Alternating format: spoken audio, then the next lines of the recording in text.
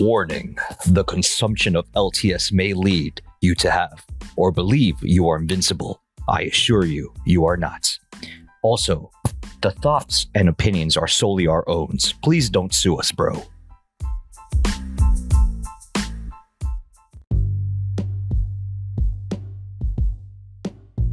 Previously on Life, Tech, and Sundry. Also, any closing thoughts? I like McFlurries. I concur. I concur as well. So does the crowd. Thank you. Yes. Now, may we proceed to the other shower note of Marcos? Yes, sir. Ready? Just remember, keep it under 5. Never. 4. And you know what? 12 things you didn't know you could do in Google Chrome. It's 5 things that you didn't know. Wait, what? And now, back to the show. Nowadays, life is intertwined with technology. Let's figure it out. Welcome to Life, Tech, and Sundry.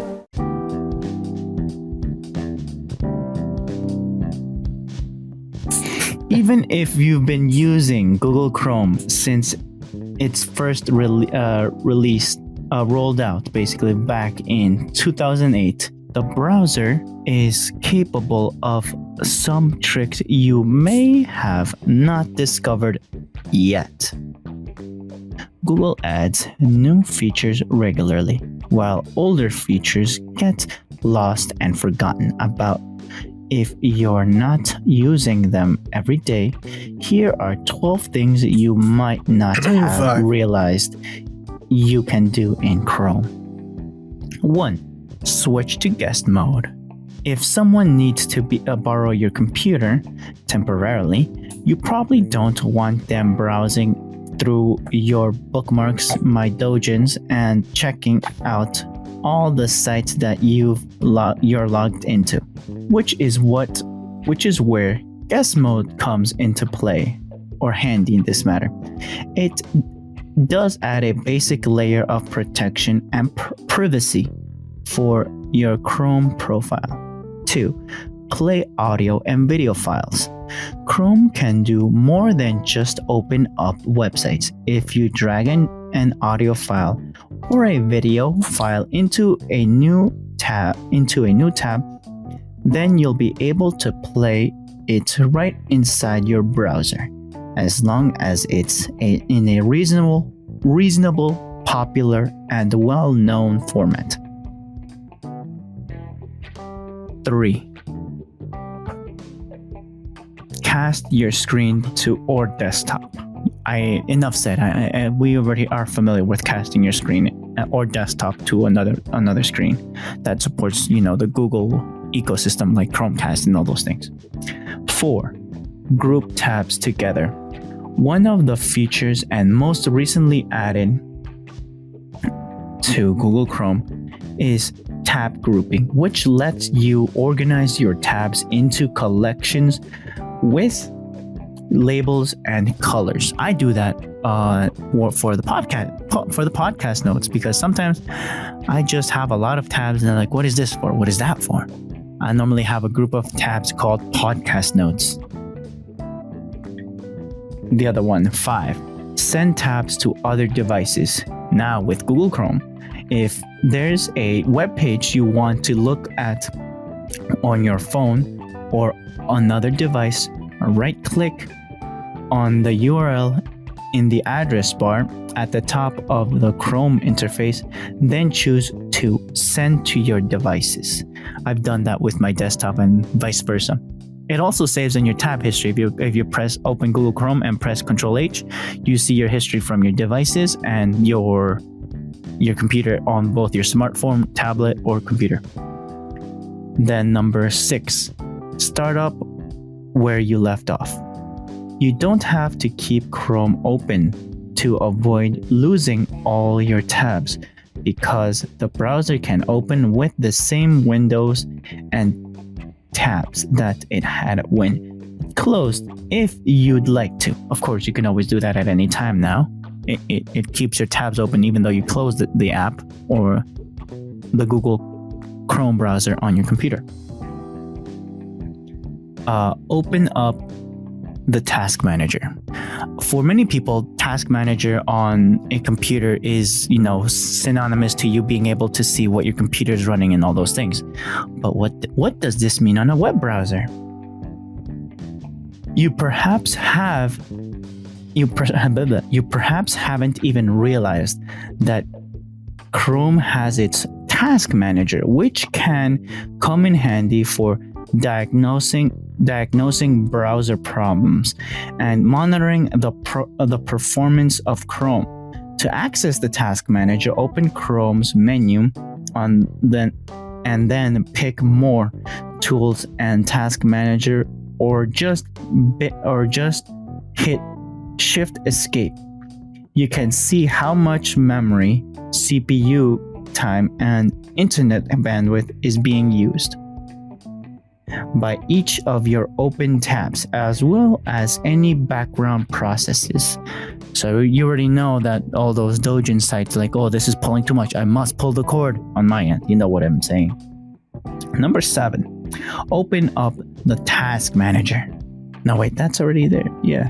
Whoops. Number 8, customize the new tab shortcuts. Basically, the colors, all those things. Google Chrome has had that, but now each tab can be themed, basically. Get fast results from the Omnibox. What's the Omnibox, you say? The Omnibox up at the top of the Chrome interface is more powerful than you might think. Try running calculations or conversations in the box and you'll see the results before you've even hit enter. Basically where you write the address, the web address. You can start searching from there in Google Chrome. Number 10, change the theme of Chrome. Of course, this has been for a while, but you can change the theme of dark mode or anything with different skins on Google Chrome. It reminds me of Android a lot. Enable reader mode. Chrome has a distraction-free reader mode, similar to Instapaper or Pocket, but it's hidden behind a flag : open up Chrome : //flags to find the enable reader mode option and turn it on. Basically, it makes things load faster. You can save data on your computer. You can even do this even faster on your smartphone on the Google Chrome app. Look for harmful malware. That's number 12. Chrome comes with its very own malware scanner that you can use if you're experiencing sluggish browser speeds, seeing a lot of pop-up ads, or noticing anything else suspicious. Read more at gizmodo.com. That's it. So what do you guys think about the features that one might forget of Google Chrome? I think that I don't use all of them, but I do use some of them, and I think they're all very helpful. But I think also there's been a big leap in like Safari and Internet Explorer or the Samsung internet on your cell phone. I think they're all catching up, or they're implementing very similar I guess systems, technologies, and just usefulness for their own browser. And I think it's pretty competitive to single out that doing it better than the other. I mean, yeah, say Google's top 3 for sure, but I think there's other browsers that are stepping it up. I mean, that's like the likes of Firefox. What's it called again? The Internet Explorer. I think personally I use it. on my Windows device, on my Surface, and then I definitely use the browser that's already installed, the Samsung I think it's called browser Surface that's already Edge, installed. right? Yeah. And again, these features are very common on these browsers now. The way you can share, the way you can make something private or make something shareable with other people, or casting it on a bigger screen, or sharing your screen, or whatever the case is. I think a lot of these browsers are catching up and doing really incredible things with what they have in their browser. So I think there's a lot of competition out there, and I think at this point it's really just pick your flavor. What do you like? What do you feel more comfortable on? And what does your device natively, respond to or run? So that's another big thing. Where Google pays a lot of money to Apple so they can be their browser, On Safari. on Safari, yeah. So there's no question Google is a top contender, and but again, I think the other browsers and other companies are catching up, or they've already caught up. It's just at this point, just pick your flavor. What do you like, or what do you feel more comfortable using? So yeah, that's where I'm at with this. What do you think, guys? Now, I would say with the snapshot of right now, I'd say Google Chrome is on top. But I feel like at the same time, Alan, you just said that you have no loyalty to any web browser, or in this case, Absolutely brand. not. Nope. So Absolutely you have not. the most experience with all the different features of all these other devices. And as With of the right, exception of Firefox, and I don't particularly use Opera Mini. I don't use Safari. I've used Safari before, again, because I do have an iPhone, but it's not my go-to. Like, usually I'll whip out my Note 20 and just use the internet hashtag not browser. sponsored. Not sponsored at all. But again, like, I'm using my Note 8 to do this podcast, and I'm using Google services right now. So Google Chrome, in order for me to connect with you guys. So yeah, I use it. I use all of these quite a bit, but I don't single one out particularly. Like, I enjoy this one more than the other. I do find it very comfortable to use Google Chrome, but at the same time, I feel just as comfortable using Internet Explorer or Edge on my Surface. Like, I really enjoy using what's called Samsung Internet provider, or their search on my Samsung device. So again, I feel comfortable with all three, because for the most part, the things that I want to do, as far All as of like them are sharing, satisfied, casting, they're all the needs are satisfied by the service or the browser. So that's where I'm at. Again, that's what I think. But again, you pick your flavor. If you have some sort of bias or loyalty to a brand, I can see that. And to elaborate with you, Alan, I feel like Google Chrome right now, and for a while, I'd say for a while. Let's go for a while. They've been more emphasizing that software, no matter what kind of hardware you have, can be seamlessly melded, put together. Let's say you have a Note 20 and you have Google Chrome. You can optimize your notes, save it to Google Keep if you have Google Keep, or to your Gmail, open it up on your computer if you have Google Chrome, and still continue working. But this is for an individual that naturally is not too dedicated towards hardware. And so an Apple Safari, in this case, is also seamless in that sense with its own ecosystem. They both want to Google Chrome, in this case Safari and Google Chrome, want to be seamless with their devices, but with two different execution methods, or different restraints. One is being restrained into its own garden versus its own devices, versus Google Chrome doesn't want to be restricted to its own devices, which can be an advantage and a disadvantage, which I find interesting why they have a malware scanner, or an optimizer on light mode or reader Right. mode, which means that a lot of people can either control their stress or their task manager to see what the CPU usage. If you want to be that granular with your web browser, most likely means that you're skimping on your hardware. You don't want to stress it that much. Most likely, not saying that it's 100% the case. The granularity that it gives you of being able to monitor and to cut certain tabs. Oh, this is sucking too much power or too much processing power, means that you have a niche objective to maintain, and Google is satisfying that. In features itself, I feel like Google Chrome has grown a lot.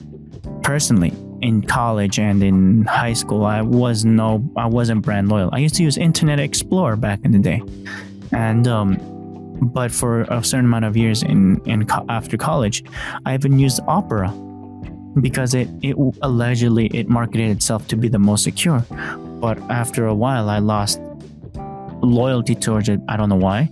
Maybe because most likely because Google Chrome was pushing out Google Docs, Google Sheets, Google Notes, all those things, Keep Notes, Slides. I could do whatever work I wanted in the Google ecosystem on the web browser and not necessarily have my Word, my Microsoft Word things active, because now even Microsoft Word requires a subscription. Am I wrong? Yeah, I mean, again, to the point I was bringing up earlier, all of these companies have gotten to that point where they're all looking at that model of the subscription model for certain things. So to me, when I look at a Google, when I look at a Internet Explorer, or when I look at a Samsung Internet, or when Does Samsung have a subscription service for anything? As far as I know, I think it does for something or other. Again, I think with because OneDrive. well, again, this is something I wanted to bring up right now. So as far as Samsung goes, I do know that Samsung has a cloud system. So you basically have Samsung Cloud, and you can upload things to the cloud. I think like many other companies, you get to that threshold where you would probably want to pay money in order for you to upload more or have a bigger storage in your cloud. But again, everybody has this type of system or is going to that system, because Google does have Google Drive, right? It does have that system of uploading stuff to the cloud. But you can also say Apple the same has thing about iCloud, right? So what I notice most of all is where Google plays well in the sandbox compared to the walled garden that is Apple and its ecosystem.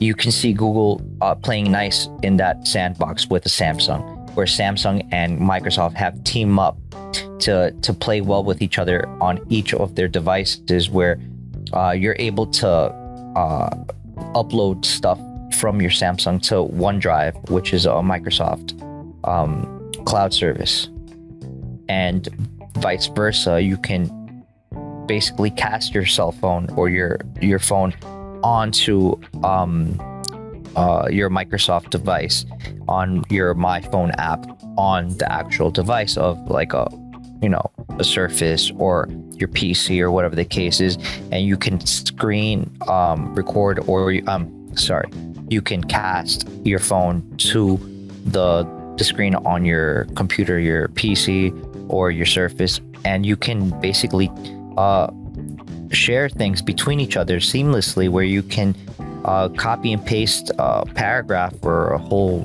page, or your work, or images or videos or music, and control your phone through your computer, or vice versa, and it plays well. And again, two different companies, two different systems, but they play well with each other, and they're learning how to play well with each other so they can be more of a competition to like an Amazon, or to a Apple, or to fill in the blank type of company. You mentioned Amazon, which also has its Drive service. Right, because at this point in time, we know that Amazon isn't scared of dabbling and investing a lot of money, even if it doesn't take off the way they want it to. Where they're making, an Amazon Fire TV, an Amazon Fire tablet. At some point, they might want to go and do something that's more, not only software, but they might want to do hardware more in the future. I mean, they acquire companies like, what's it called? Like the Ring doorbell. Another system that they acquired was I forgot other system that other companies that they acquired besides the Whole Foods. Besides, what's it The called? light bulb. What's the They did something with the light bulb. The Hue light bulb. There we go. Right. So as you can see, and you just mentioned it, they're more about acquiring companies and using these companies to further their reach into different types of, I guess, fields. They have a wide portfolio. Really, they do. And it's just going to get even more and more intense and a lot bigger for them, where they've bought up Whole Foods, at some point, they're doing right now, they're in competition with Tesla to, build rockets and stuff. They're going to do automation at some point, which they already do in their factories to get Amazon packages out sooner to you. And we're going to see it in the coming future, where they're going to be it's going to be another competition.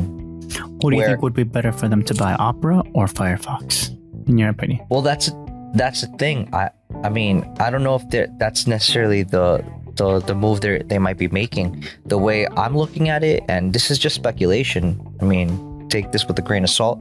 I see them trying to compete, making probably autonomous cars technology, doing robots that are potentially like drones to fly your packages to your house. How they do this, I don't know, but they already started doing their prescription drug outlet for Amazon, where you can get your They got the prescription license drug. for that? Yeah, they can now prescribe That's crazy. and send you your medication to your house. And all you have to do is fill out their form, and it's quite simple. It's very Amazon-like, where it's simple. It's, click here, answer this, and then when you're done, you're done. And then it's just going to automatically get to you. So it's like that type of service, right? But going back to what we were talking about with the type of amenities that Web browsers, these companies are providing now through their web browser, you start seeing, the blurring of the line of which one really is rating supreme, because each of these companies are trying to compete to get your business. And at that point, it's great for us as a consumer, but sometimes we are skewed a little bit, and we do have certain biases and favoritism to a certain degree. But like, at least for me, I try to avoid all that, because I mean, as far as people have heard me on the podcast before, or in general when we talk, it's no secret I enjoy a good Samsung device. That is no secret. I prefer it over Apple. I do. Do I prefer it over other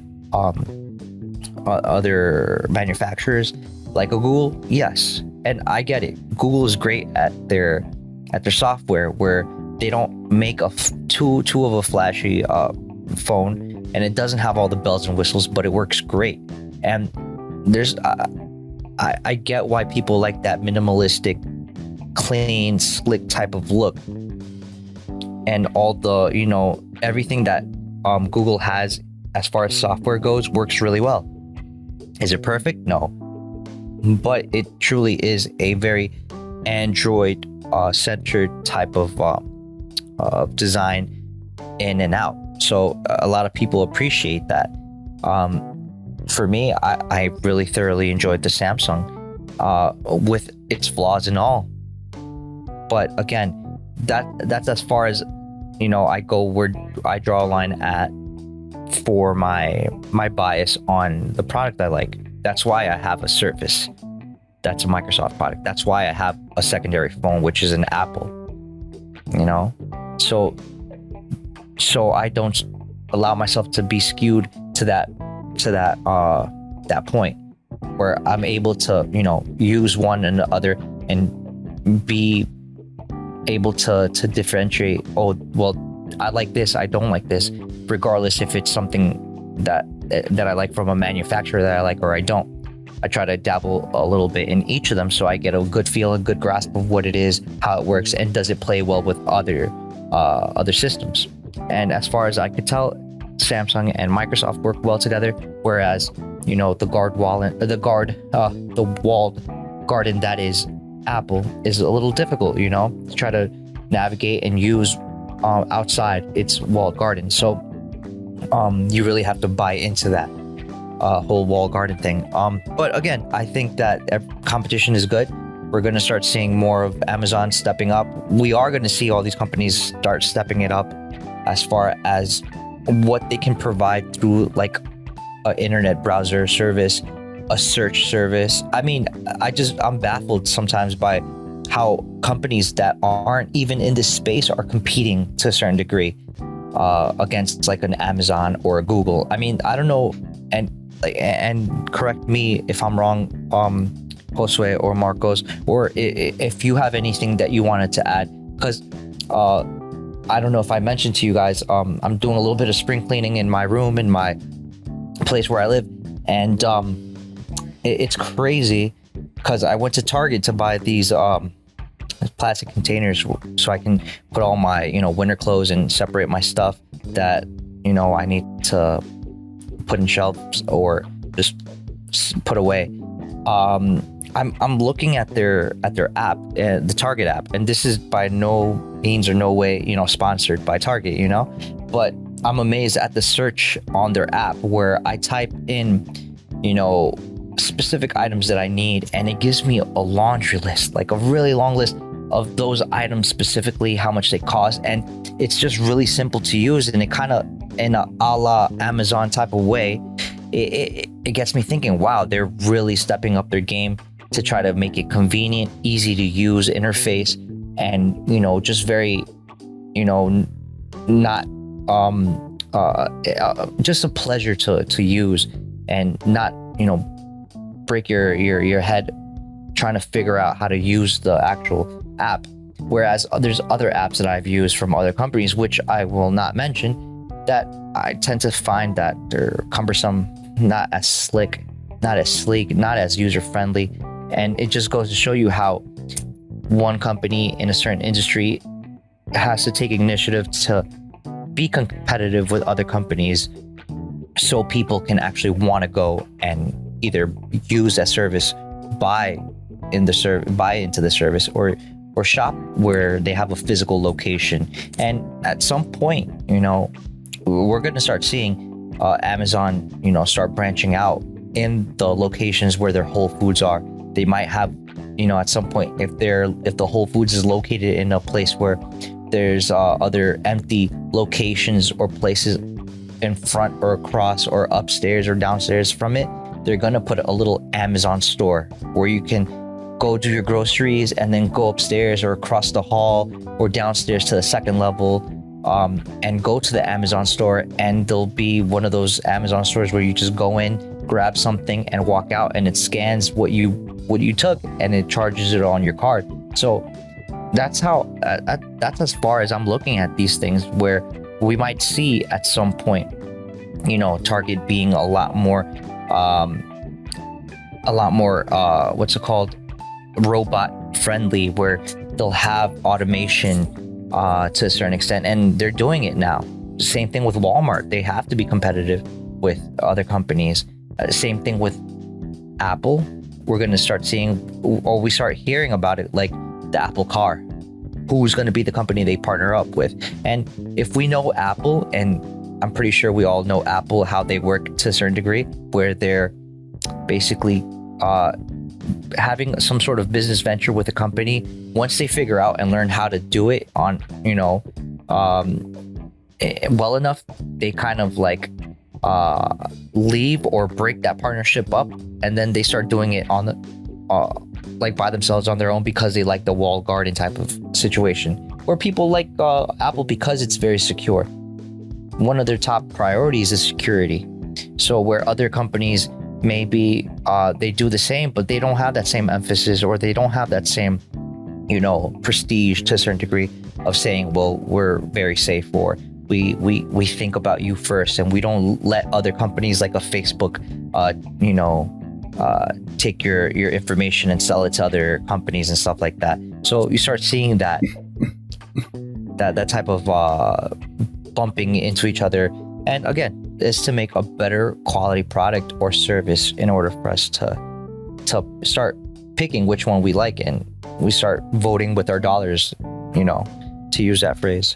So yeah, guys, I mean, and I don't want to go down too much because I know it's late and we still got a couple more things that we need to mention. So yeah.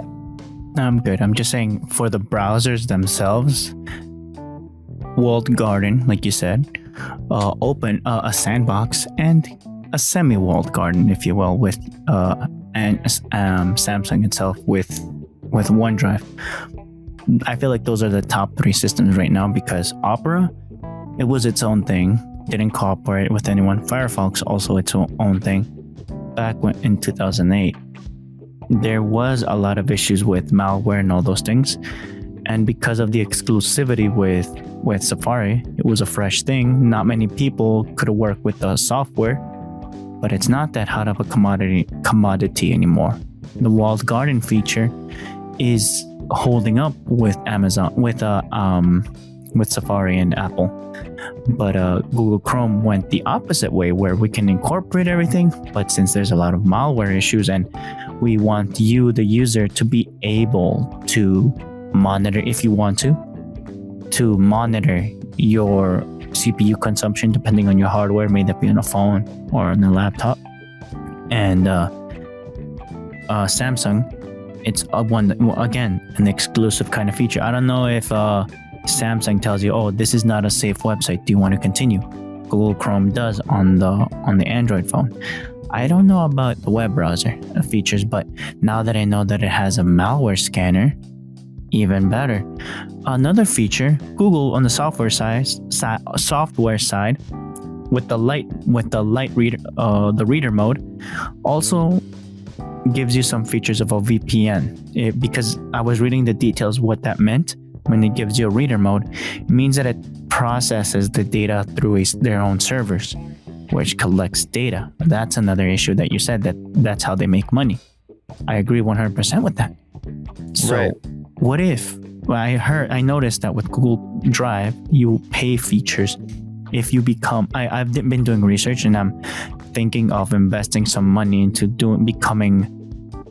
using money to pay for more storage. That I'm gonna see where I'm gonna vote with my money, like you said, Alan.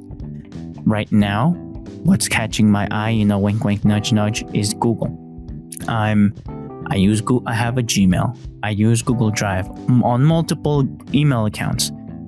I want to test out. I'll report in at a later time with their features, because I was reading that they even promote a VPN. Again, you're paying, but at the same time, what are they selling? I want to know more. I'm willing to offer myself as a guinea pig to let the squad know, and our listeners, Life Tech and Sundry. Anything else, Josue, Alan?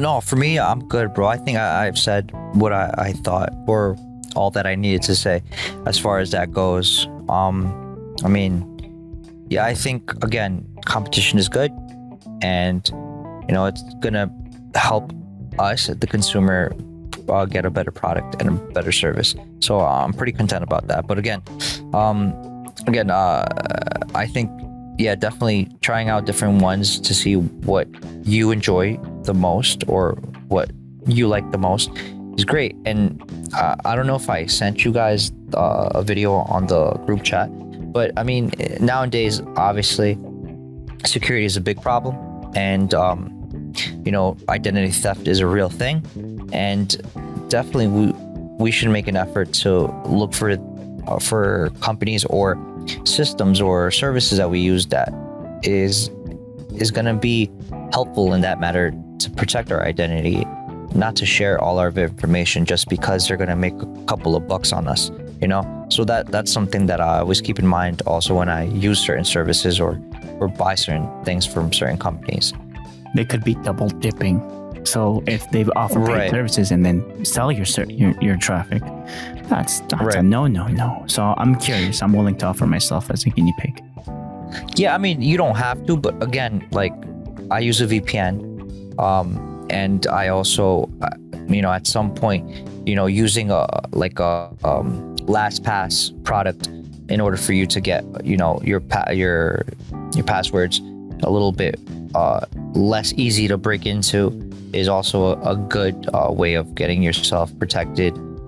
Definitely, what's it called? Maybe you want to buy into a company like what's it called, the one that basically protects you from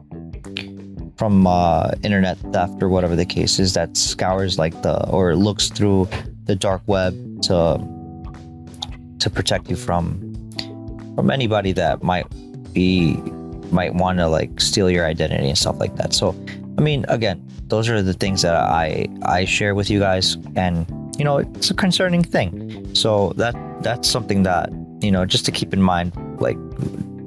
Be careful where you, or just be more vigilant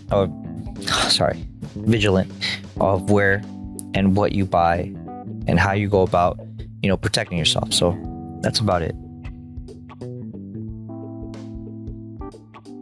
Also, any thoughts? My thoughts are, I like McFlurry. Yes, sir. nothing So do then I. for the Google Chrome. Of course. Shall we go to the next point? Yeah. Okay, so Alan, part 2 of Alan's Presents. All right, so just really quick, mine is the title is "Make a Better Meatball." All right, so As you do. let me right. So I'm just gonna read the quote right here. It's the beginning part of this article, which you can find on taste.com. The link will be down in the show notes. It says large or small, beef or pork, tangled up in red sauce or smothered in gravy, there's a meatball for all. They're extremely versatile, easy to scale for even novice home cooks, and pretty hard to screw up. A welcome respite for those who are burnt out from cooking and craving comfort without much fuss. So I picked this article in particular because obviously just like the quote by the writer and editor over here, Jamie Feldmar, wrote, and this was taken from also the writers, let me see, Angie Rito and Scott Tessanelli, from the Italian American book, I believe. Again, the links will be down in the show notes. It reminded me of before coming back from my trip abroad down in Mexico. I had cooked like, I guess you can say, a semi-Italian American type of dish for the family down in Mexico. I had made pesto pasta, and I made penne alla vodka, and I made meatballs, Italian style meatballs. And again, ingredients are different. The taste is a little different, but it tasted really good, and it's something that really was simple but delicious. And I was very happy and content to share that with my loved ones, family, and friends that came over to eat, and whoever I shared the food with. So remembering that, reading this article, just brought all that, that emotion and feeling and just the good memory that I had, and over some a plate of food or food that I made for the folks or for the family. And in the article you'll see how Jamie says that she was fortunate enough to have people around her that obviously some of them are owners of restaurants and stuff like that, and family members and people that she shares food with, and how easy, but even though it's easy and simplistic, but how delicious and flavorful a meatball could be. And when you share that with people, it's comfort food at its finest to a certain degree. That, you know, it's hard to mess up, but it's so great because when you share it, people are usually just very happy that you're able to eat, you know, comfort food with another person. And I think it's something very special, something that's very necessary to have something like this, at least a recipe like this in your arsenal to share with people, just to show people that obviously, you know, you don't need you know, a rack of lamb, you know, or you don't need some frou-frou, you know, don't confit, you know, with pommes frites, you know, like you don't need to be crazy, you know, intricate, you know. Sometimes all you need is that comfort food, and I think the meatball does sum it up to a certain degree. But what and about it's my something wagyu? very shareable. Again, you can make a wagyu meatball. It's gonna cost you an arm and a leg, but very delicious, I must say.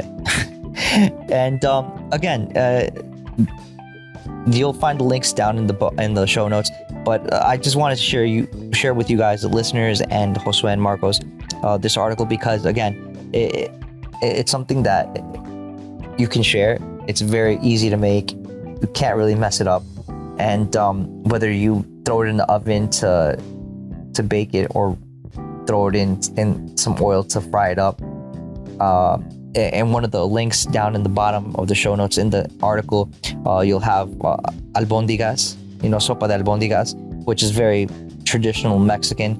Like, there's other countries that have different types of Meatball stew or whether it be soup? What is that, stew or soup? sopa de albóndigas. It's like a soup, right? Yeah, sopa, because it's sopa. But again, you can even go, and you'll see one of the links down in the show notes, where it's like you can go to IKEA and get the Swedish style meatballs, because the company is from Sweden. And you know, a lot of different countries have that, you know, meatball in their cuisine. And again, it's a very much a comfort food. And again, this is the reason why I want to share with it, because it did bring up good memories for me. And for me, like, I think, at least when I've gone out with you guys, we haven't, you know, personally gone out and got like a meatball sub somewhere, or, you know, a meatball topping for pizza or anything like that. But I'm pretty sure at some point you probably had a meatball or something like that, whether it be your folks or your parents or your mom making it for you in some way, shape, or form. You going somewhere and you trying out a meatball in some way, shape, or form, whether it be spaghetti and meatballs or something like that.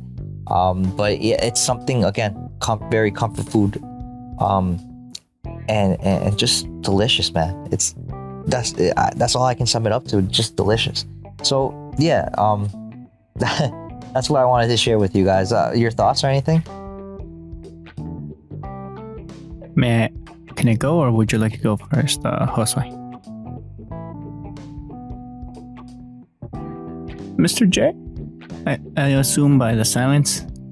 Yeah, you go. maybe he's out. Oh, Okay. So, first, I'd feel like I'd have to have it straight from your hand, Mr. Allen. Mr. Allen over here. Oh, si, senor. Next time I cook something like that, I'll definitely invite you guys. No fan Obviously, fiction Josue over over here. No fan fiction. I'm just saying, Alan with the straight fire over here with some meatballs. Let's say a meatball sub, like you said. My Yeah. mouth is watering. We'll get some nice wedges. Yeah. And get some mozzarella or something like that. Gladly pay for your cooking, Alan. Low key, Make high some key, marinara I'd pay for your sauce. cooking. Thanks, bro. I pay Appreciate for your that. cooking. If I'm voting with my wallet and my stomach, you already know. Yeah, no, definitely. We can definitely do a little cookout over here, and, you know, get our meatball sub on, and, you know, make like a garlic bread with the wedges, and make Oh, it my really, mouth is really watering. tasty. Yeah, dude. No, we can definitely do something like that. I would be so Well, down we listen for that. to anime songs, or we listen to hard rock. Yeah, sure. Why not Sure. both? Why not both? Full 80s Right. music and just music and just you, not even ASMR, just like you music. you with the grill or whatever you're gonna cook, the meatball, and I need like a nice classy jazz or R&B to get my would you classify foods with themes of music or genres, or is it possible to even classify it? I mean, for me personally, and I think everyone's different in that sense, you get inspired by certain things, maybe something you're watching, something you're listening to, something you talked about. Just like any art form, inspiration strikes in different ways and different moments.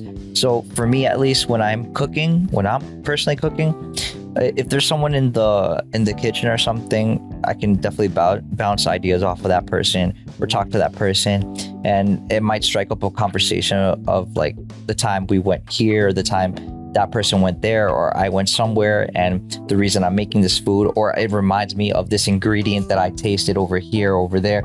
And it could be something like that strikes inspiration. But sometimes if I am cooking by myself or something like that, I might want to like hit the what's it called, the Spotify, and pull up one of my playlists and just hit shuffle, and listening to something that gets you motivated. Maybe it gets you into a romantic mood or passionate mood or a very spicy Latin mood. I don't know, like just things like that. Maybe I'm watching Food Wars for the 100th time or something, and the ramen just looked très magnifique, delicious, and you start thinking to yourself, you know what, I can make something like that, or I want to make something like that. Maybe I want to make tonkatsu, or katsu curry, right? So it just starts making your ideas just develop a lot quicker, or just more often with food in mind, and gets you feeling a type of way. Same thing with maybe looking at pictures from a trip that you took or something like that, or you're randomly scouring YouTube for food, and between watching Mikey Chen eating something, or watching somebody on YouTube eating something from somewhere like a Gordon Ramsay or something like that, or Mark Wyans, and you see him in Mexico eating tacos al pastor or something like that, or you see Eduardo or Lalo from La Ruta de las Garnachas or something like that, and from down the block, right, you see him eating like I don't know, una torta or something, or pozole or something, and it gets you inspired, and you're thinking, and those mental juices going that, oh man, I should make something like that. Like I guess it was a week ago, I made bolognese pasta with some bolognese sauce, and then like 2-3 days later, I made what's it called? I made my own teriyaki sauce from scratch, and I did some chicken teriyaki with rice and broccoli, something super simple, and some miso soup on the side. So again, it just goes to show you that start switching up the mentality, you get ideas and inspiration from things that you listen to, or someone you talk to, or something that you see, and you want to put that on a plate and share with other people. So the meatball article that I was reading really did that for me, and hopefully when we get together at some point, yeah, definitely, I'm down to make meatball subs with you guys so we can eat. So that'd be awesome. That's for the future projects, right, guys? Right. Right. All right. So I don't know if Swiss is down, so we can switch it up to the next part, or if he had anything else to add. Or I like McFlurries. Yes, sir. And or should we just move on to the last part? We move to the one more thing. Like you cut, G. Yes. Anime segment. Okay. All right. So are we gonna do news, or are we gonna do something different, or what's going on? Because I got a couple of news articles. So do I, but I feel like, who wants to go first? I feel like you should go first, Marco, since you brought it up. No, you go first. You No. go first. No, you go first. I went first. So you go first here. Oh, okay. So this is the I titled mine the where is it? You have yours, okay. The Marcos editions animation for the world. The Terminator is back as an anime series on Netflix. Open quote. The Netflix series marks the first ever animated adaptation in the Terminator franchise, a series that now stands at 6 movies and a TV show. The 1984 original introduced Mr. Schwarzenegger, there we go, as the titular robotic killing machine who returns from the year 2029 to eliminate a woman named Sarah Connor.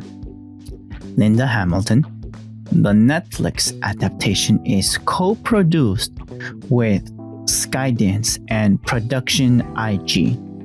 Here's what John Derderian, Vice President of Japan and Anime at Netflix, had to say. And we have got that off. Terminator is one of the most iconic sci-fi stories ever created, full stop, and has only grown more relevant to our world over time. The new animated series will explore this universe in a way that has never been done before.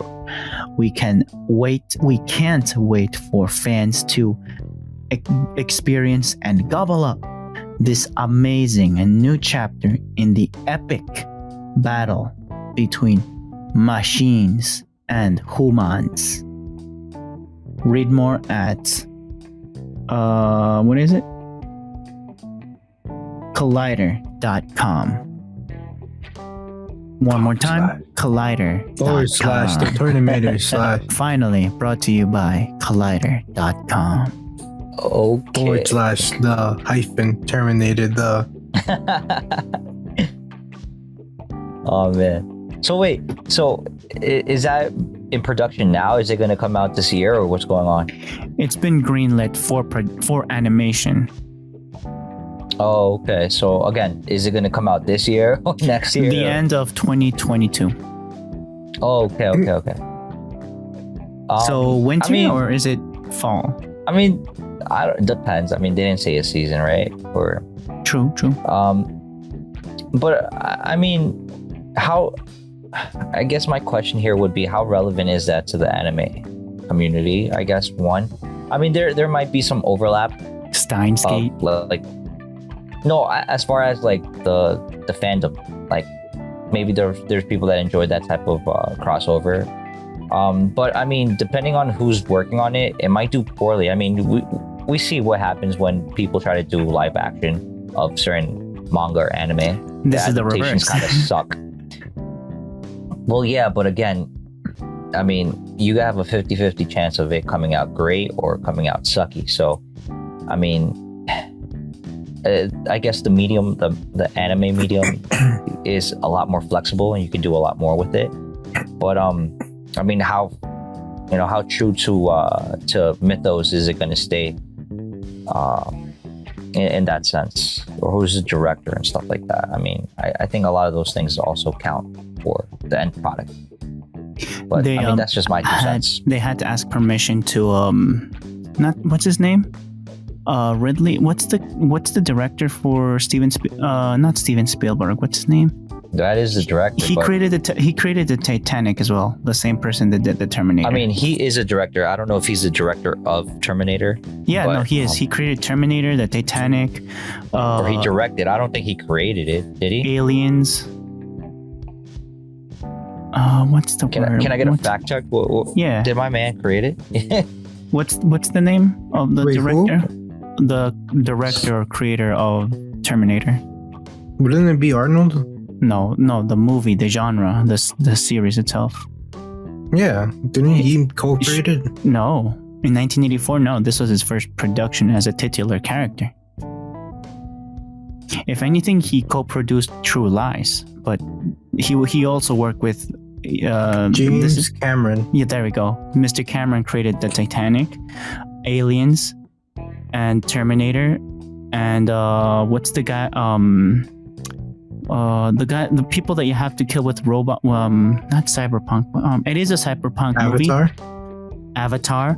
The one where you have to do what's the word where something Aliens? blade, something blade. Aliens Runner? with blades. Blade Runner. He also I created- just made that up. I don't know if that's the actual movie. It is a Blade Runner. Okay. Can you give us a quick rundown of the creations of Mr. James Cameron, Josue, please? Yeah, Blade Runner's in here, Marcos. Can you give us a rundown of the movies that he made? No, because there's a lot. Can you give us 5 besides Terminator? Avatar, Avatar 2, Avatar 3. Oh my god. Past from the 90s and 80s. Avatar 2. 90s. Titanic? Did he do- the did he direct 90s is all Titanic? Terminator. And Titanic. I think you mentioned Alien vs Predator. Oh, but, RoboCop. or Alien. Oh, there you go. RoboCop is dope. True Lies. It's a screenplay. I was right. But that's it. It was mostly just Terminator and then Aliens. RoboCop. No, Aliens is not Oh, here for. sorry. No, that's 1986. But I didn't say by year. I said by director. You said the 90s. Yeah, but you said there were a lot. So let's go back to the 90s. Okay, 80s then. What did he do in the 80s? Oh, no. That's way too much, Marcos. But am I right that he created Aliens? I didn't know he created RoboCop. He created Yes. Titanic and the Avatar series. Wait, did he Yes. create or did he direct? Well, it says writer. Okay. So if you I'm want guessing that's what it director, is. actually, there's less for director than writer. So Yeah.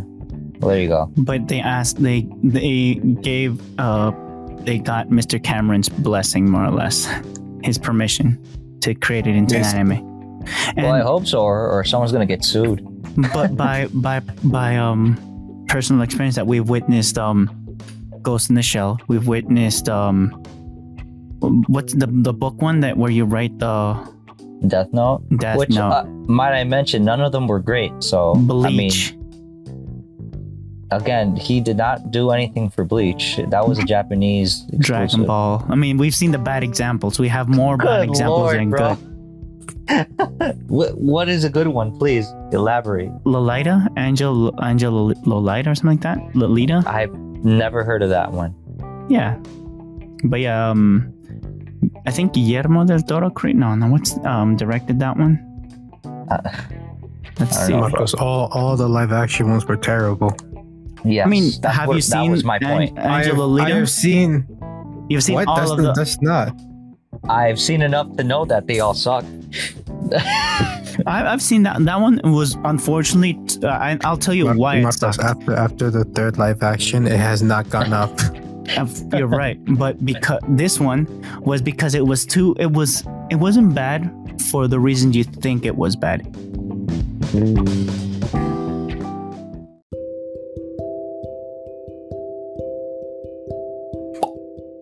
Salutations, Marcos here. This is a message to all the listeners out there. There are links in the show notes for our Twitter, email, and even show notes. Any questions or ideas for the podcast can be sent via these links. Now, back to our regularly scheduled podcast.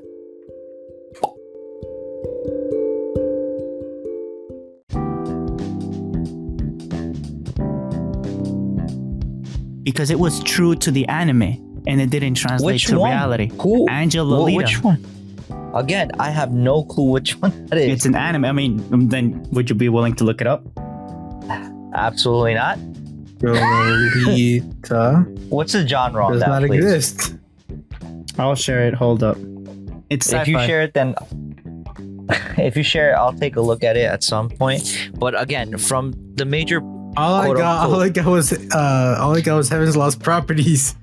there you go. That's what I was thinking. But again, based on what you would consider like a blockbuster or an Amazon exclusive of some sort, yeah, all of them sucked. I mean, I think the ones that are okay, like somewhat okay, is like the ones that were Battle made Angel in Japan. Alita. Battle Yeah, that one Angel did bad too. Alita. What's the Rotten That Tomatoes one on I heard one? also. That one I know it didn't do so well either. But that one wasn't bad for the reason. It was bad in total, but people weren't criticizing it because it was bad created, but it was bad because it was too weird. And you know what the anime fans were saying? It's true to the anime. That's how it was for the fans. The fans of the anime liked it because it was true to the story. But people that in general, which are the grand majority that wasn't the niche, didn't like the entire universe itself. It says story struggles to keep up with the special effects, but fans of futuristic sci-fi action may still find themselves more sufficiently entertained. But the problem wasn't so niche. much. No. The problem was the fact that they were trying to animate an anime in real life. What did I just say? It was the niche that was happy, not the regular. No. people. What you said that it was true to the anime, meaning the story. This is No, saying the animation was effect- terrible. The effects, yeah, the anime was too weird for anime. Anime was normal, but for real life was not normal. No. But Marco, when you say anime is too weird, you have to assume that you're talking about the story, which that can be true. But this is saying how the animated was terrible. It's like when Sonic the Hedgehog first came out, everybody was that was like, "What is horrible. this?" Is That's that and it is that an- terrible. is that an anime? No, that's American, right? That's not anime. That's American, right? Versus Mario. Yeah, Mario was Japanese. But yeah, but it's basically like that, like Got that it. criticism. Fortunately for Sonic, the producers listened and made that change. Versus here, they didn't, and they are heavily. Let's. Do you guys bad. want some hard data, even though we may agree or disagree with it? This is hard data. Well, firstly, let me just say something. Firstly, understanding that Sonic was created in Japan, it was a mascot that was created by Sega for Sega, and I mean whether or not it's a legit IP was a anime or not. I mean, when I saw that live action movie of Sonic at first before the edit, that looked crazy. It did not look like Sonic. So it just goes to show you when people see stuff like that, and companies that take on this type of job of trying to recreate something that is two-dimensional or not real and try to make it live action or 3D or CG or whatever the case. I mean, that's a big task they're taking on, and a lot of times it doesn't pan out well. I mean, just take into consideration, and this isn't anime, this is just DC Comics. Every time they come out with a movie for their characters, it's done very poorly. Like Batman in the versus ratings. Superman. Like almost all the DC movies. I think the only one that did okay, and this is because I saw it and I enjoyed it, was like maybe the first Wonder Woman. So it did movie. okay for you, or did it good in general? Personally, for me, Okay. I don't know what other people thought about it. And also Aquaman and Venom. But that's I think a Sony property IP. So because again, Sony is Marvel. it's just weird. The Sony- Venom one is Marvel. The Venom one? Aquaman? Oh, Yeah, okay. that's Marvel. No, isn't yeah, that's what I said. No, Sony isn't DC. Yeah. Yeah, no, again, they had a hand. Sony had a hand because their IP is is what's it called? Is like the Spider-Man. They have to share. Yeah, they have to share. They have to share the intellectual rights or properties or whatever. But point being that out of the all the movies that they made, only like you can count them on your hand how many were, at least for me, are actually good movies that have a good storyline, that they did proper work as That far are as like animated. researching. No, that are made vice into versa, live the other action. one, yeah. And vice versa. Again, name any live action that's been made into anime that's had the same success. If their success was in live action, again, I think it's a Further 50-50 clarification of the rules. chance. Can they start originally as a comic and then turn live action, then go animated, or should it be originally live action and then go to anime? I'm not animation? saying they shouldn't do or what they should do. I'm just saying there's a very Clarification for big, your question. That's what I was asking. yeah, it's a very big chance that it might suck. No, you To didn't not answer get the your question. hopes. I was asking for the Which- rules of the answer because I do have an answer. For you mean? No, for your question. That's what I was asking. For my question? Should it be first comic, then live action, then animation, or what were the rules for it originating? Shouldn't really Where are matter. the rules origin? Doesn't matter, bro. It shouldn't. It shouldn't matter. It's a 50. What I'm saying is there's a 50-50 chance at that point that it's The Hulk? gonna come out sucky. Again, based off the stuff that we've seen, or at least I've seen, I don't know any other shows that I really enjoy and say, yo guys, we have to rewatch this. Like, not really. Rewatch or watch once and say it was good. You watch once just out of pure curiosity or excitement because the hype is behind it. But once you see it, a lot of times it sucks, and then you're like, damn, this is a waste of money. The Iron Man animated series. I thought that was great. I thought the Spider-Man animated series was great. I thought Batman the animated the series anime. was great. The anime for Iron Man. I've never seen it. There is no, isn't there? There is an anime No, for Iron Man. there isn't. I'm talking about Animated or exclusive- anime? Anime. It's in Japanese originally and everything. Oh, I have never I've seen never that. heard of It's that. pretty if it's my alley. That's why I'm telling you, it's technological, a little bit of doujinized, with Keijo style. Iron Man does not, Is he playing volleyball with his butt? Is that what? No, the is other that way what around. Tony Stark is doing. He goes into them cheeks, if you know what I'm saying. Oh, okay. Again, not my cup of tea per se. But it's an anime itself. It went into an anime and they explored that genre. Yeah, but it did. It didn't I'm do not- that great. But I'm not saying that it exists. The Hulk is not an anime. I mean, but then you're getting to That's why I clarified the question earlier. No, I know, but then at that point you're getting to I like it, so therefore everybody else should like it, or I think everybody should like it. No, I didn't. I'm just asking that there exists precedent. That's why I clarified. Ask for clarification. Off a bias of what you like and what you find And interesting. all of our bias and our likes, individual bias. Because you said that I asked if you've seen Battle Angel, or are you willing to watch it, and you said not at all. Again, you sent a message, and based off your recommendation, I'll take a look at it. Oh, okay. Thank you, Adrian. Okay. But yeah. again, I guess that to me, for me personally, that's a 50-50 chance. Yeah. Maybe not a 50-50 chance. More. It's more like or less. 80-20. For me personally, this is my personal point of view that it might suck. So I don't agree. get my hopes up. True. Unfortunately, agree. It hasn't had the best reputation. Either side, if it wants to go animated or if it wants to go live action, hasn't been too good. Well, I mean, I think for the Terminator series, it's like, what can you do? You can't exactly remake the whole story. Like, basically just copy and paste the movie into an anime because that has legal issues.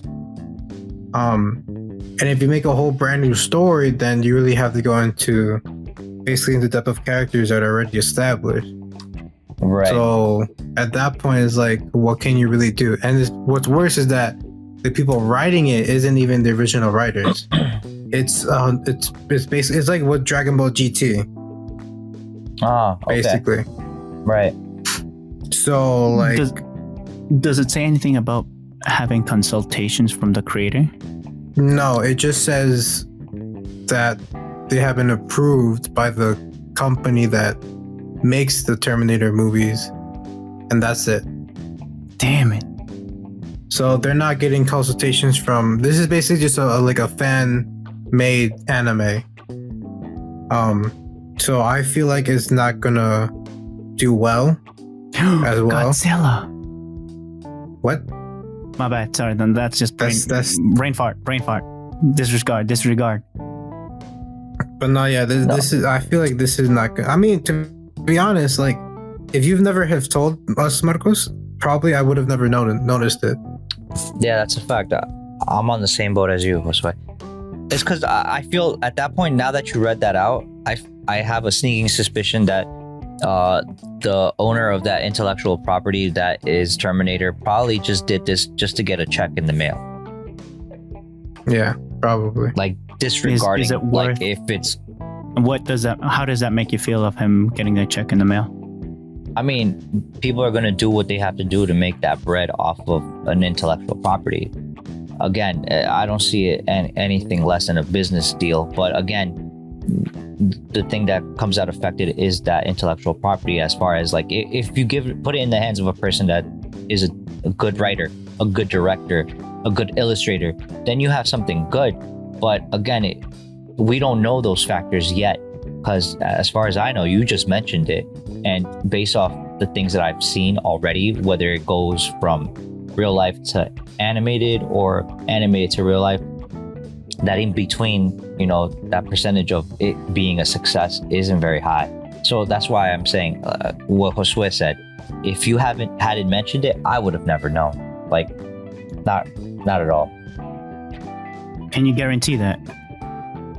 That if you didn't mention it, I wouldn't have known. Because that's a future tense thing. What do you mean? If I didn't tell you, I wouldn't have known. Yeah, I can guarantee that I wouldn't have even thought of that being something that could happen. If you didn't mention it, I would have never found out, would have never known, because that would probably be the last thing on my mind. I would be going, I feel like they would have one gone day harder. I want to see, Terminator. But the news coming by your feed.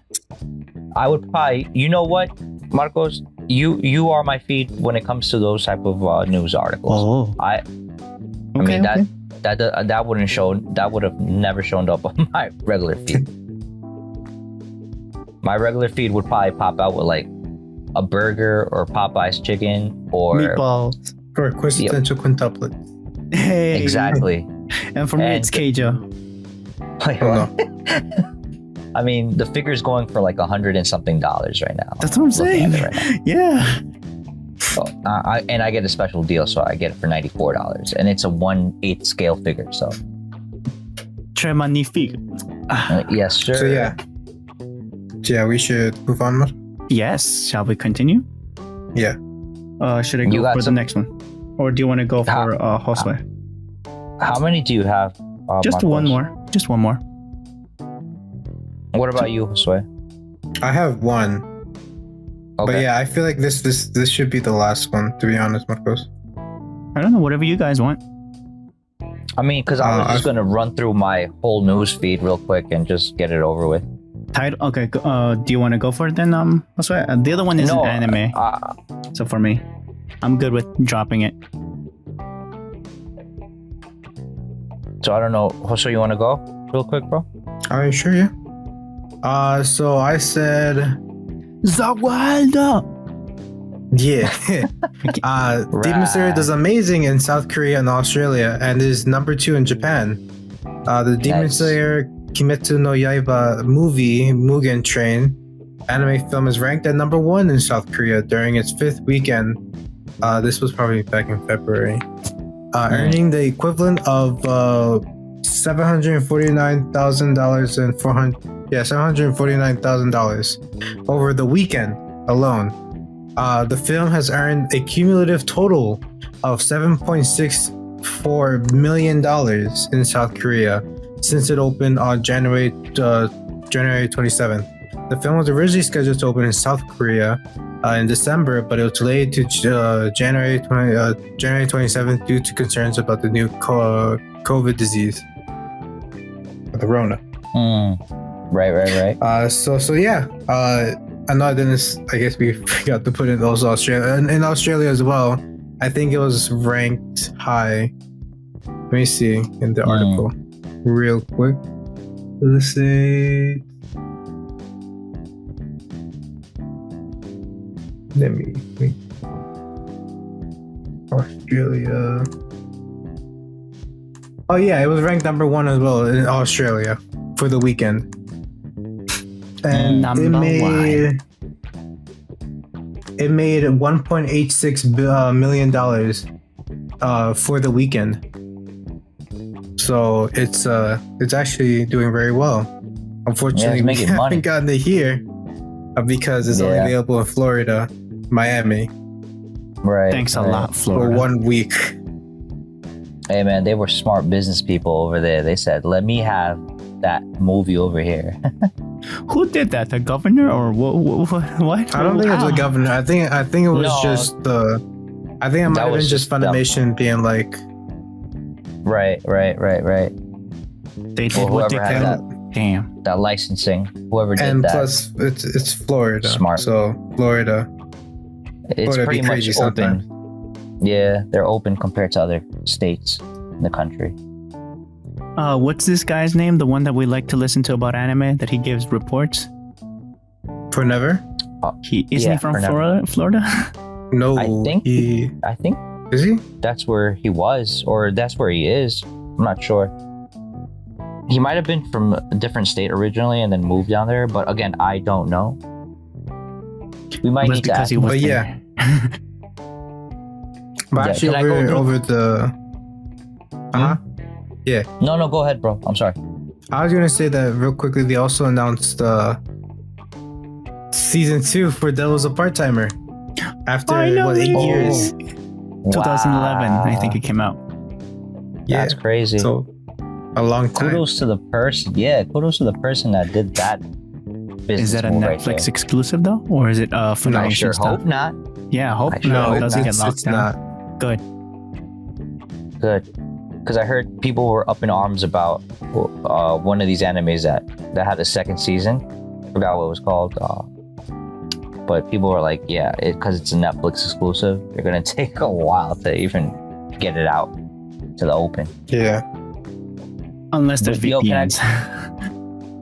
Nah, I mean, again, unless you're going to do it in like dub. I mean, in subtitles. In sub. Oh, you said dub. Okay. Go for it. You good. So I'm just going to read off real quick and this is, again, the news feed that I got from Neverworld. So credit goes to him. I'm just reiterating and rereading, trying to shorten whatever was said. And so for the preview for the next issue of Weekly Shonen Jump, which says the strongest generation of Jump, that's in quotes. It has a small column for Black Clover, and the text next to Asta means maximum effort to save the kingdom, or most effort. Each preview includes text with the word most in it. So, people's thoughts about this, I guess you can say, this generation's big three, Black Clover, My Hero, and Demon Slayer. Comparing that to the old big three, which was Naruto, One Piece, and Bleach, and then comparing to the legendary big three before them, which was Yu Yu Hakusho, Dragon Ball Z, and Rurouni Kenshin. So, I mean, hells yeah! People's thoughts. I mean, comparing what those other big threes you just said in those three generations. Big three, man. 3 big 3. Yeah, I mean, comparing them. Do you think Shonen Jump, what they're claiming right now, basically is facts or not? So I'll leave that for another time to answer, and obviously for for the listeners to. How about for next episode as well, because that's a heavy one. Yeah, and then all right, the next one would be My Hero Academia season 5 trailer has been aired or shown. So I guess people are getting hyped for that. as far as the new season. And a lot of people are saying, well, based on the manga, how it's gonna go, like maybe the first couple episodes might be a little fluff, little maybe filler-ish, and then towards the middle of the seasons when it starts getting heavy with like the meat and potatoes of the actual content of the manga. And what's it called? Next one, Shonen Jump News. I think this is off of Twitter, if I'm not mistaken, unofficial. Kimetsu no Yaiba, The Promised Neverland, and Jujutsu Kaisen have all been nominated for the 25th Tezuka Osamu Cultural Award. So they're getting an award. They're nominated for an award, I mean. So that's pretty big. They're getting accolades for all these accomplishments of, you know, just making moves, getting their shows out there. And next one, Demon Slayer Season 2 promo has come out. I think it's a promotional poster or picture or whatever. So definitely, if you see it and you find it, get hyped, because that Season 2 is going to be fire. Hopefully. So the source here for the next one, Manga Mogura RE, it says in quotes, Sosui no Onomaijuji, which is Twin Star Exorcist, saga by Sukeno Yoshihika, Really? has 5 million copies, including novels and digital, in circulation. So they're making money, man. You know, congratulations to dude, that the creator, Sukeno Yoshihika. You know, shout outs to him. His Twin Star Exorcist is very popular, apparently. He's got that 5 million copies out there, including the digital and the It is that popular. Right? And then another one from Shonen Jump News, unofficial. Chainsaw Man has reached 9.300.000 copies in circulation. So a lot of Chainsaw Man. That's a lot of zeros. Yeah, I know. So what's it called? Yeah, so Chainsaw Man has reached 9,300,000 copies in circulation. So, you know, shout out to Chainsaw Man. They're doing their thing. And I believe they're in Shonen Jump Plus as far as where they get published. Shonen Jump News unofficial is the source for this next one. We Never Learn has reached 4,400,000 copies in circulation. Next one, same, what's it called? Same source, Shonen Jump News, unofficial. Jujutsu Kaisen has reached 36 million copies in circulation. Volume 15 will have an initial print of 1,500,000 copies. So that's big news. They're selling like hotcakes. And then Hottest over of here, cakes. right? And and then trending in the US, hashtag Black Clover with 12.8 thousand tweets. Anime and manga trending, hashtag Black Clover, 14.6 thousand tweets. Anime trending, hashtag Black Clover, 14.5 thousand tweets. So that's how popular Black Clover right now in the anime is, and the manga right now, as far as that's what's trending, that's what people are talking about, based off these couple of last episodes that have been coming out for Black Clover, which I highly recommend people watch because it is fire.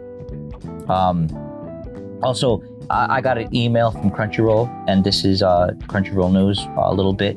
Crunchyroll launches new beta website in the US.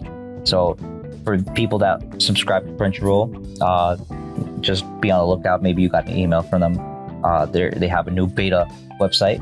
So basically, I don't know if it's for the better or for the worse, but I mean, definitely peep that. So Crunchyroll announced on Tuesday that is launching a new Crunchyroll beta website. The beta is currently available for 20% of its premium members, but it will eventually become available to all premium subscribers and free users in the US. What? Wait, how much? 20% of its premium members, but it will eventually become available to all premium subscribers and free users in the US. The company will reveal details on the beta's international rollout at a future date. Eligible premium users can opt in to Crunchyroll beta through header images or pop-ups that appear on the service's website. In Crunchyroll Beta, the website's homepage will have a new user interface in which users can receive personalized recommendations and seamlessly navigate to their watch list or to redesigned show pages. The beta will also feature improved search capabilities and the ability to filtering between genres, new and popular anime, and subtitled and dubbed series. Users will also be able to create unique usernames and select from a library of avatars and images featuring different series. Crunchyroll Beta will also feature the new Crunchy List feature, which allows users to create their own curated collection of titles. Users can add any series or select episodes from the service onto their list and organize it however they prefer. So, big news for Crunchyroll in that sense. So, hopefully it works well, and it's a much needed update, I guess, because their user interface sucks. On the web browser or the app? I think for both. For both. For the app, it's pretty suckish too. At least for me. That's my personal thing. All right, so next piece of news, Jujutsu Kaisen Demon Slayer to top Japanese streaming charts for February 2021. Yes. Times GME Partners, a Japanese marketing firm that focuses on the entertainment industry, released its top 20 most watched series on Japanese SVOD flat fee streaming service in February, with Jujutsu Kaisen and Demon Slayer Kimetsu no Yaiba leading the pack and Attack on Titan not far behind. GME gathered the information by surveying around 7,000 Japanese people per week aged between 16 and 69 on what they watched on Netflix, Amazon Prime Video, Unext, Hulu Japan, and Disney Plus. The marketing company combined the information into one list to find the most watched series on streaming. Here's the overall top 10 most viewed shows on Japanese SVOD services in February 2021. Number 10, the quintessential quintuplets. Number 9, Hitoshi Matsumoto presents Documental. It's a variety show. Number 8, Cells at Work. Number 7, Laid Back Camp. Number 7, Laid Back Camp Season 2. Number 6, Dr. Stone. Number 5, Number 5, That Time I Got Reincarnated as a Slime. Number 4, The Promised Neverland, which I highly recommend you guys watch if you haven't already. Number 3, Attack on Titan. Number 2, Demon Slayer Kimetsu no Yaiba, which is surprising since it's reruns at this point. But nevertheless, good show to watch. Number 1, Jujutsu no Kaisen. Right. So topping each service other than Disney Plus was Jujutsu Kaisen, with Demon Slayer appearing in the top 4. For Netflix, Attack on Titan came second in February, followed by the South Korean drama Crash Landing on You, with Demon Slayer 4th. On Amazon, I thought that was one title, Crash Landing with Demon Slayer. On you. Oh. And then with Demon Slayer in 4th place. That would have been an awesome show, though. I don't know. On Amazon Prime, The Promised Neverland came second, followed by Demon Slayer and Attack on Titan. The Japan exclusive Unext had Demon Slayer in 2nd place, Attack on Titan 3rd, and That Time I Got Reincarnated as a Slime in 4th place. And finally, Hulu Japan has Case Closed in 2nd place, followed by Attack on Titan and variety show Arioshi no Kabe. So that, just goes to show you that a lot of these shows that we enjoy watching also is something that our I guess anime family from overseas also enjoy watching. So it's up there domestically speaking in Japan. Anime like Demon Slayer, like Jujutsu Kaisen and stuff like that, Attack on Titan or Promised Neverland are getting a lot of plays in all these streaming services. So the next one from Ichido staff. This is off of Twitter. Thank you. Wait. I kind of have to go because it's mainly for me. No problem, man. So yeah, we'll talk to you soon. Thank you so much, Josue. Yeah. Bye. Shout out. Peace. Bye, Josue. Stay safe. Bye. Peace. All right, so basically Ichido staff says thank you all so much for participating in the first global One Piece chapter popularity poll, or character popularity poll rather. We felt your love and support over these past 2 heated months. So they had One Piece had a popularity contest, a global one, and people could vote. Was there a swimsuit contest within this popularity contest? Nah, and why didn't Nami win? Nah, they were just doing a popularity contest, so it's something really standard, I guess. We felt your love and support over these past 2 heated months. We're tallying the votes now and can't wait to see the results.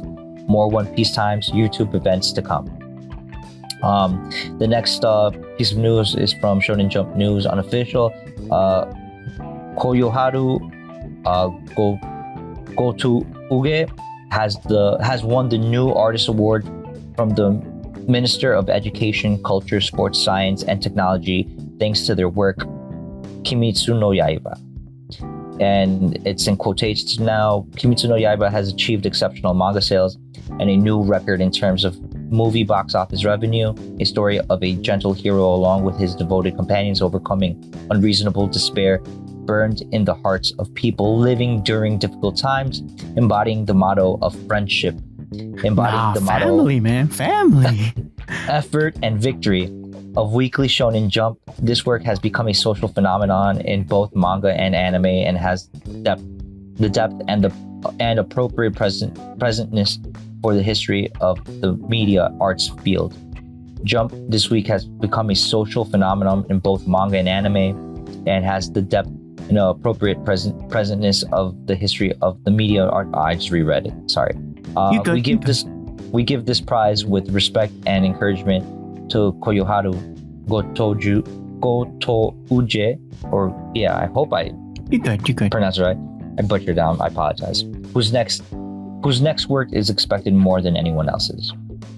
So that's a little shout out from the Minister of Education, Culture, Sports, and Science and Technology to the creator of Kimetsu no Yaiba. So that's very nice of them. So the next piece of news: final Evangelion film to stream. First 12 minutes on Sunday. So tomorrow, I don't remember what time. 12 minutes. What a tease. 12 minutes. After like a decade or so, right, of leading people on. So that's crazy. Hope they actually do it, right? Did you ever watch the whole series? I never finished it. The official Twitter account for the Evangelion franchise announced on Wednesday that the first 12 minutes, 10 seconds, and 10 frames of Evangelion 3.0 plus 1.0 Thrice Upon a Time. I like the puns. Yes. Shin Evangelion Gekyo Joban, the final Evangelion film, will stream on the YouTube channels of Amazon Prime Video and the Studio Kahara on Sunday. So look forward to that if you guys are willing to go to either Amazon Prime or Studio Kahara to watch the 12 minutes or so, or 12 seconds. 12 minutes or so of Look at that this, leading, movie. the marketing team is strong with these guys. It's crazy. Amazon Prime Video's official YouTube channel and Twitter account will present a group watching campaign for the first 3 films in the trilogy, in the tetralogy from March 5th to March 7th. During the group watch of the 3rd film on Sunday, the campaign will present more of the 4th film opening scenes than the 10 minutes and 40 seconds shown. During a July 2019 screening event, the opening scenes will remain available for streaming in Japan on Amazon Prime Video for 2 weeks until March 21st. Comedians Akira Kawashima of the Kirin Duo and Koji Higashino will take part in the group watching campaign. So definitely look forward to that. VPN if you need to. I'm guessing that's the best way of getting around it. Wait, did they say that? VPN if you need to? No, I'm saying that for those people that want to actually watch it. Maybe that's a good workaround for it. I support that statement. Right? So the next piece of news is a little controversial. I'm not going to go too much into depth and detail with this one, but it was an interview between Gege Akutami and Taite Kubo. So Gege Akutami is the creator of Jujutsu Kaisen, and Taite Kubo is the creator of Bleach. So they had a sit-down interview, I believe, that was done not too long ago. and it got a little spicy because of how people interpreted or what Taite Kubo said about Jujutsu Kaisen and the characters, in particular female characters. Again, I'll quickly read a little bit of this of interview, and then we'll move on to the next part. So Gege and ex Kubo interview from Jujutsu Kaisen official fanbook, translation by Berserk. Interviewer says, "What is Kubo Sensei's favorite character in Jujutsu Kaisen?" Kubo answers, "Nanami Kento. I start to grasp the story when he was introduced." Akutami answers, "I also think that the appearance of Nanami was the turning point." Kubo says, "Since Nanami's appearance, the character's cursed abilities, users' cursed techniques became more interesting in the early stage. I didn't quite understand Fushiguro's technique, which related to shadows, 10 shadows, Shigami summoning.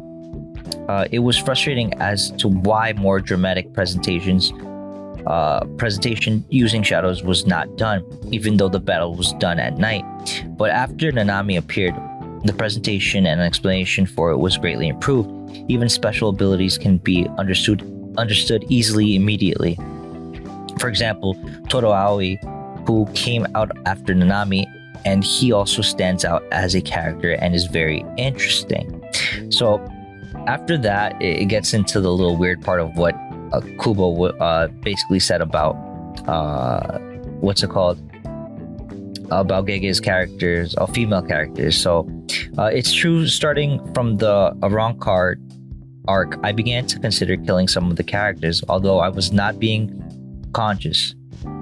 I followed my intuition quite much, which I think is good. Interviewer asks, "How about the other characters in Jujutsu Kaisen? For example, the woman characters that you found interesting?"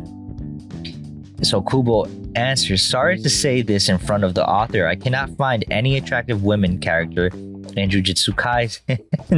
Overall, don't you think that their personality is unyielding? When there is a bias in the number of genders that appeared in the manga, right?" Yeah, exactly, right. Most of the time, the author's taste/preference is so it is Akutami Sensei's preference. So that's crazy. Akutami says, "Actually, it's kind of myself trying to evade. I have no aversion to draw women characters. I sometimes put on the brakes to draw the so-called a graceful woman character." Kubo responds, "I feel like there are many types of men characters, while very few types for the women characters in the series. Probably Akutami Sensei has a strong aversion in the series. right. Has a strong aversion to present women characters which follows gender roles." Akutami responds, "Actually, not really." And then Kubo says, "So you don't actually like a strong woman character?" And then Akutami answers, "Well, I don't have any preferred attribute. I am at a loss when someone asks me if I have a favorite woman character that I like in the past. Furthermore, I am not sure if the readers really want a woman character which is graceful and has sex appeal." Kubo responds, "I guess I agree with you. I believe the woman character in Jujutsu Kaisen perfectly matched the reader's demand." So question. So was he representing about the not having a choice on women, like the guy that likes to move in the shadows? Is that his representation? Is that his persona?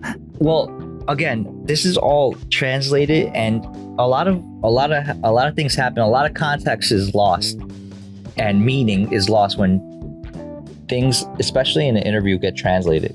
So a lot of people, when they read this, got really upset. I'm getting upset because it feels like Kubo is coming off a cop out, if anything. Yeah, no, well, he's coming off as grimy or like just disrespectful to Akutami on the way he portrays or draws the women characters in this show. I mean, and there's a fair amount of women characters, and I think like I don't personally totally agree with Kubo on this one, but again, Kubo had been known allegedly to not get along with like the editors and the people at Shonen Jump back in the day when he had Bleach going on. So I mean, is this He's the same creator of Bleach? No, Kubo is. Oh, okay. So I mean, back in the day, that was something that went around where they would say that he doesn't play well with others or doesn't get along. So I mean, again, how true that is and how much context was lost in the translation and stuff, I don't know. Maybe he was being a little too honest. I don't know, but it's weird to see these two mangakas go, have this conversation, and how personal it got, I guess, to a certain degree. Just to end it right at this part, there's more to the interview, but I'll try to make it brief. So Akutami says, "Well, I don't have any preferred attribute. I'm not at loss when someone asks me if I have a favorite woman character that I like in the past. Furthermore, I'm not sure if the readers really." Oh, I already read all this. Sorry. So the interviewer asks, "What's your answer if Toto asked you what type of girl do you like?" Akutami answers, "I wouldn't be able to answer, so I believe Toto will beat me up." And Kubo As he says, should. and Kubo answers, "My answer will be a buxom woman." Wait. Like the big guy. What? I like a girl with the big ass and long legs. Lisa, it says, "Wait, it's not my preference in real life. I prefer a woman with big boobs." Kubo is buxom is the same thing. Buxom is the synonym. So interviewer asks, "Next to Akutami sensei now, who do you like among the Bleach characters?" Akutami answers, "I think Kurosuchi Mayuri or Zaraki Kampachi, but if I had to pick, Kurosuchi would be my favorite. He was also the first character to perform Bankai. When I first saw him, he looks very much gross, although I like him so much. When I saw his final stage of Bankai, the demonic recombinant womb, I was very excited." Kubo answers, "Many mangaka like Mayuri. Probably the writers or creativity feeling got stimulated. I also noticed that Akutami sensei likes gross things in Jujutsu Kaisen." Akutami answers, "That's true. I like a manga that shows scary things. I am also motivated to be like that." Interviewer asks, "Next to Akutami sensei..." What? The interviewer asks, next to Akutami sensei now, who do you like among the Bleach characters? Akutami answers, "I think Kurosuchi Mayuri or Zaraki Kampachi." Oh, I'm sorry. I'm rereading again. You're good. Yeah, so basically that was like the interview and stuff like that. So I mean, if you guys search it on your web browser, you'll probably find it. But yeah, a lot of people were very upset at the way Kubo was going at Gege. So I mean, again, if it was like very honest the way he was asking and answering his questions or telling him, it rubbed people the wrong way. But again, I don't look too much into it because at the end of the day, I mean, Jujutsu Kaisen is doing swell. So I mean, whatever another mangaka says, I mean, I guess you take what you want, leave what you don't want, and I'm upset, but I like the drama. That's what I'm saying. I like the drama here that they're presenting. It was kind of funny, yeah. For the drama wise, this is like popcorn for me. I was like, I was letting myself roll into the emotions, but I like the drama. Yeah, absolutely, bro. All right, so the next one, real quick, so we can finish up. Yeah. Shonen Jump news is the source right here, unofficial. Tatsuki Fujimoto's teaser illustration to thank people for the support over the completion of Chainsaw Man's Part 1, the upcoming Part 2, and TV anime. So he draws a nice little picture. People probably saw that on his Twitter. Go peep that if you guys follow him. What's his Twitter handle? I don't know. That's a good question, bro. But the mangaka or the creator, his name is Tatsuki Fujimoto, also said that the biggest reason he liked to switch that the reason he liked the switch to Jump Plus is because nothing leaks out. He says that there are things like CG and Parasite. When he says CG, that's acronym for what's it called? Computer Forgot graphics. No, I was gonna say Kogias, but no. Things like CG and Parasite that are more enjoyable without knowing anything, and that he wants to do something similar, which is very noticeable in the final arc of CSM Chainsaw Man Part 1. So, Tatsuki Fujimoto is happy that he's on Jump Plus. He gets to do more. He gets to have a little bit more say and control of what he's writing and stuff like that, and how he develops his story and stuff. So that he likes it. So that's a good thing. The next piece of news is the source is Shonen Jump News Unofficial. Dr. Stone will be holding a popularity poll to commemorate its fourth anniversary. So I'm pretty sure people are gonna go and partake in that poll. To be honest, my pick would probably be my man. What's it called? Chrome. What's a good character? I mean, I like Chrome, but I don't know who else. Or Maybe one of the female characters. What's her name? The blonde one, the muscular one, the brownie one. What's her name? Oh wow, bro! I've totally spaced on the names, but you know what I'm Chrome's talking a about, good right? character. Yeah. I would probably pick her as well.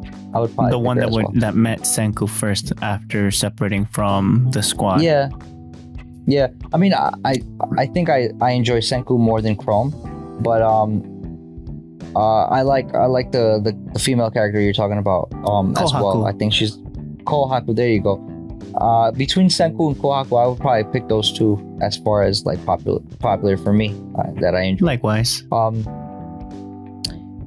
So Kaiju 8 has a total of 1,200,000 copies in circulation, with a breakdown of 1 million copies in physical and 2 million in digital, or 200,000 in digital. I'm sorry. So that's from the source of Shonen Jump News Unofficial. So Kaiju 8 is doing big things. It's getting its numbers up of copies of circulation. So that might be something to look forward if they're gonna get an anime adaptation. And maybe if people, the listeners, want to catch up on read that manga, that might be something to look forward to. Or you can go look for it, rather. Here's another interesting piece of news. Amazon develops a live-action Hellsing film with John Wick writer. So, a live action creator, director, or writer goes into anime? yeah, that's weird to me. Me personally, when I read this, when For Neverworld mentioned it, I had the same kind of like, what's it called, thought process of when you told us about the, what's it called, Terminator adaptation to anime. I thought that's a 50-50 chance of it going super wrong. I mean, I don't care if it's the John Wick writer. I mean, the John Wick writer is great, but I mean, to try to adapt an anime to live action is quite a hefty task. So good luck to those people. Look at the Avatar. It was an all American based thing, and look how not well it did in the live action. That's true. So let me read it really quick. Entertainment website Deadline reported on Thursday that Amazon Studios is developing a live-action film adaptation of Kota Hirano's Hellsing manga with Derek Kolstad, John Wick franchise writer, Marvel's Falcon, and the Winter Soldier executive producer on board as screenwriter. So he's going to be the screenwriter, is Derek Kolstad. The project's producer includes Kolstad himself, along with Mataki's Brian Kavanaugh Jones and Fred Berger, Ranger 7 Films, Mike Callaghan, who secured the film's rights, and Reburn Liber, and Soluble Fish Productions Jason Lust. So these people are all in cahoots to try to make this live action Hellsing movie. So good luck to these people. Next piece of news. Go ahead. I was going to say, may I interject with one that, that has both American and all those things, Nickelodeon. May I go with this piece of news? Oh yeah, go ahead. Nickelodeon creates Avatar Studios to create new Avatar Legend and Legend of Korra content, meaning that this is on the US continent and all of it is in-house. Open quote, Avatar Studios will create original content spanning an animated series and movies. According to a press release, Avatar and Korra original creators Michael DeMartino and Brian Konietzko are joining Nickelodeon as co-chief creative officers of Avatar Studios. The first project is an animated theatrical title set to begin production soon.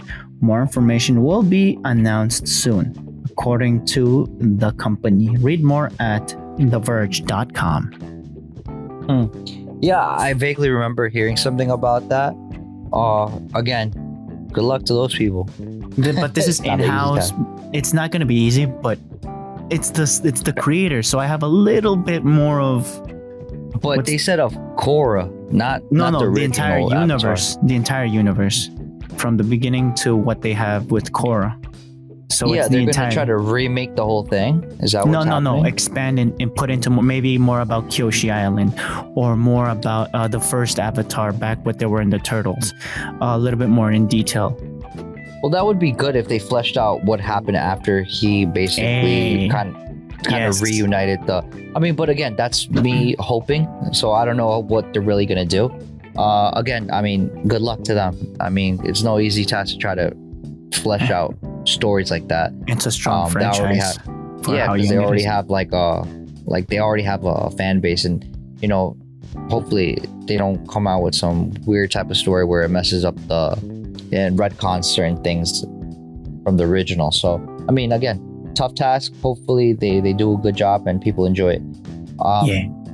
So that's just my point of view. And this is the last piece of news for last but not least. So Attack on Titan manga breaks records with Titan-sized print volume. So Kodansha is attempting to break the Guinness World Record for largest comic book published by issuing a new Titan-sized print of Attack on Titan's first 2 chapters. Kodansha has released some images demonstrating the scale of the book, which is reportedly 6 to 7 times than a regular tankobon. So it's literally like 6 feet, basically, if not a little bit bigger. Regular person sized, most like person sized. Yeah, bro. That's how big the book is. Like, that's how tall it is. That's crazy. Is he going to physically draw onto it, or is he going to upscale it? No, they're going to print it out in that size. So it's like what it says, first 2 issues, or first 2 chapters. I'm sorry. So whatever the company, that's the printing company's. Yeah, they're going to upscale it. Basically, you're going to make those 2 volumes the size of a human. Damn. And I'm pretty sure it's going to cost I think it was going for like $1,000 and change, like $1,200 per volume. Dollars. Yeah. But it's paper and ink. Hey, if you have the money to ball out like that, I mean, go ahead. I'm surprised. I mean, like, it's in the NFT situation. This is like its own commodity item. Bro, that's something I'm trying to figure out, and I'm trying to do the research right now. If there's things that we can do in order for us to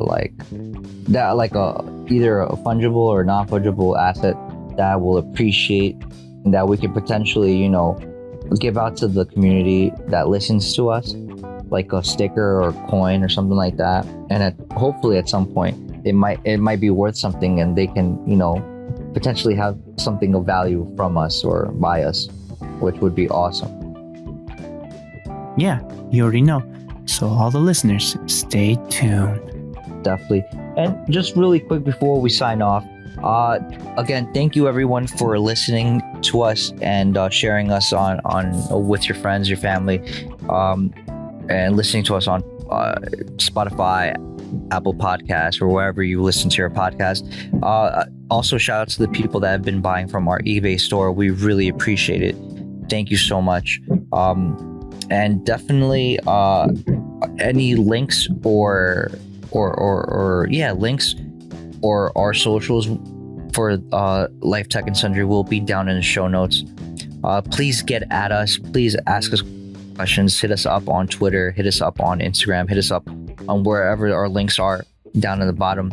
Don't forget, if you guys do want to help us out, we do have a coffee link right there. If you guys want to basically help us out, you don't have to, definitely not, but please at least share. That would be awesome if you do. Also, we do have a merch store that our boy Marcos has so kindly made, and we really appreciate his hard work. So please check it out. Again, you don't have to buy anything, but if you do, we greatly appreciate it. And we'll definitely add more to our links and stuff like that in order for you to check us out. If you want to reach out to us, definitely do so. The email will be right there in the description and the show notes.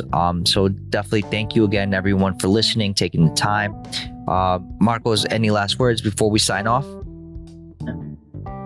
I want to say shout out to our new country of listen, which is Kuwait. Nice. Shout out to Kuwait. What's up, everyone? Thank you for listening. This is Marcos Lopez signing out. This is Alan. Thank you so much for listening. Catch you in the next one. Peace. All these squares. Extra thick! Yeah. Bye. Peace. Hi there. Thank you for tuning into the LTS podcast. All the notes and more can be found in the description. By the way, we have a social media page where content is posted regularly. Feel free to reach out at us through there or via email. Both are found in the description. When you support the show, we have a merch store where you can buy an item that you like. If buying merch is not your thing and you just want to support the show directly, we also have links to those too, if you'd like. Thank you. Also, every comment is really appreciated. Credits in the description as well. Peace.